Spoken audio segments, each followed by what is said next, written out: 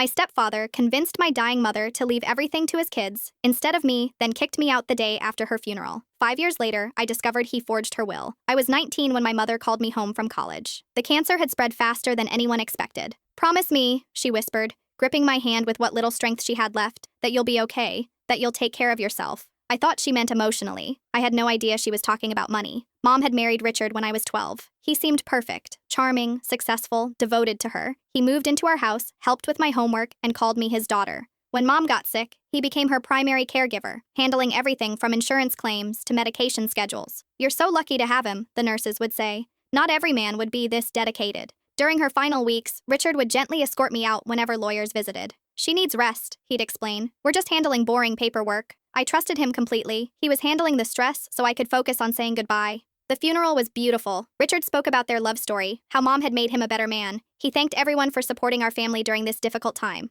I felt grateful to have him. The next morning, everything changed. I was packing to return to school when Richard appeared in my doorway with 2 large boxes. "I need you out by noon," he said coldly. The warmth was completely gone from his voice. "What do you mean?" I asked, confused. "This house belongs to me now. Everything does. Your mother left it all to Bryce and Camden, his sons from his first marriage, boys I'd met maybe 5 times. That's impossible. Mom would never—" "Check the will yourself." He tossed a document at me. "Dated 3 weeks ago, witnessed and notarized. Completely legal." My hands shook as I read. The house, her savings, even her jewelry, everything went to Richard's children. I was mentioned once. "To my daughter, I leave my love and best wishes for her future." That was it. 19 years of being her only child, and I got wishes. "She was on heavy medication," I protested. "She wasn't thinking clearly." "The lawyers verified her mental capacity." Richard cut me off. "She made her choice. Now, make yours. Leave quietly, or I'll have you removed."